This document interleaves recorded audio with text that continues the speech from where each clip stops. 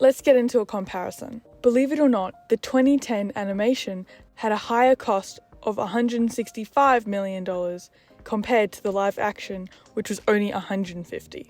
The animated film utilized cutting-edge CGI to craft a vivid and stylized world full of color.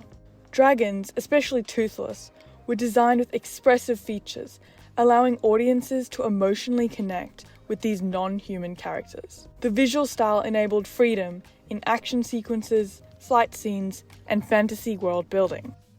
Now, in the live action, it seeks to provide more realistic depictions of these things, bringing Berk, Vikings, and dragons into a tangible world using practical sets, CGI, and real actors. The realism of the live action version makes the dragons a little less expressive. However, I think they've made Toothless extremely cute, sticking to the original design pretty much 100%. I love how Toothless still jumps around like a cat and is such a sweetie pie. As for the casting and character interpretation, both the original and live action maintain Hiccup's awkward charm, cleverness, and gentle voice, contrasted with the Viking ideal. Obviously, in the original, all the characters were only voice acted and it was all just animation. But now, with the live action being real people, facial expression, body language, and real-time acting adds a new layer, as this can add new emotional depth and realism, but it can also challenge the original's balance of humor and drama.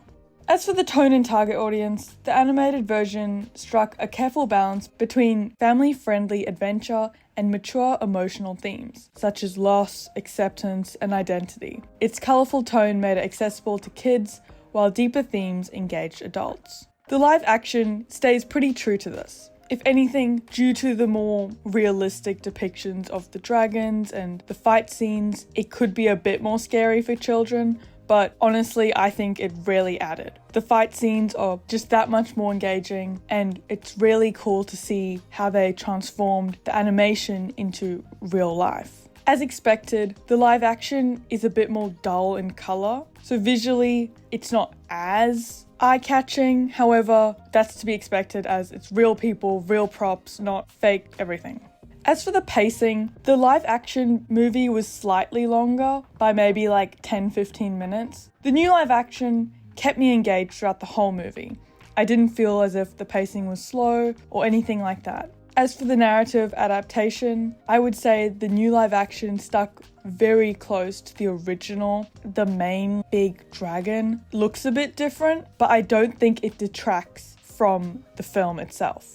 So the live action obviously causes a lot of debate online because it faces a delicate challenge of preserving the heart, charm, and emotional intelligence of the original while adapting it for a more grounded, realistic film. So overall, I think they did a fantastic job, especially compared to the other live-action films released this year, including Snow White and Stitch. How to Train Your Dragon was extremely good, and I think it enabled a lot of viewers to reminisce in the good memories that the first original series brought us.